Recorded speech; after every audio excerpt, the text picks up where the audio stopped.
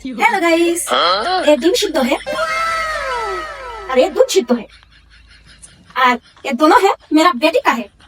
Plus দুটোর সময় হিন্দি ফিন্দি কানা ধরা হয়, আমি তো হিন্দি ফিন্দি বুঝি না, বলতে পারি না, চেষ্টা করতেছিলাম একটু। যাই হোক, মেয়ের হচ্ছে পরীক্ষা, তো ডিম সিদ্ধ আর দুধ জ্বালিয়ে দেবো, সবসময় ও করে। আর এখন যেহেতু পরীক্ষা সেহেতু আমি করে দিচ্ছি।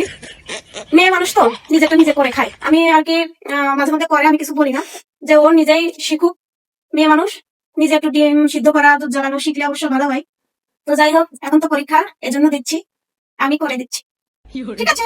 তো ডিম সিদ্ধ আর দুধ সিদ্ধ বলেছি বলে যেন কেউ কিছু মনে করেন না, এমনি একই করে বলতেছি, আমি করে বললাম। যাই হোক, আমি একটু পরে আবার আসতেছি, দেখাবো না। এই যে ডিম সিদ্ধ করা আর দুধ জ্বালানো হয়ে গিয়েছে, এখন আমি ওর কাছে নিয়ে যাই।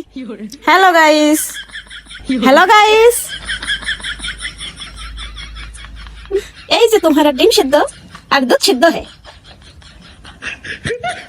তো বলে কি গাইস, তোমার এই ডিম সিদ্ধ আর এই দুধ সিদ্ধর মতো যেন পরীক্ষার রেজাল্ট হয়, এই ডিম আর দুধের মতো যেন পরীক্ষার রেজাল্ট হয়, ঠিক আছে? কি বলেছে বুঝতে পেরেছো তো? তাই বলে জন্য ঝপ করে আবার জঞ্জাল বলে ফেলাই না, সবজি না, এটা হচ্ছে সবজি না, কখন যাও এইগুলো না জঞ্জাল বলে ফেলা, সেই ভয়ে থাকি আমি, যে ইয়া কি নাই চাইও তো জঞ্জাল, আর সবজি রান্না করলে কাই জঞ্জাল, এগুলো কিন্তু জঞ্জাল না। দুধ আর ডিম ভালো জিনিস, পুষ্টিকর খাবার, ক্যালসিয়াম জাতীয় জিনিস, বুঝতে পেরেছো? পরীক্ষার রেজাল্ট যেন এরকম হয়। বিছনা চাদর আর হচ্ছে বালিশের অর্থ সবকিছু পরিষ্কার করে দিয়েছি, এখনো পারা হয়নি। তো যাই হোক, আগে কাজ, এই কাজ।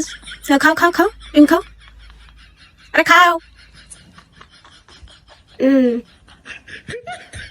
পরীক্ষার সময় যেন মনে পড়ে আমার মা দুধ খাইলো আর ডিম খাইলো, আমার পরীক্ষার রেজাল্ট ভালো করতে হবে।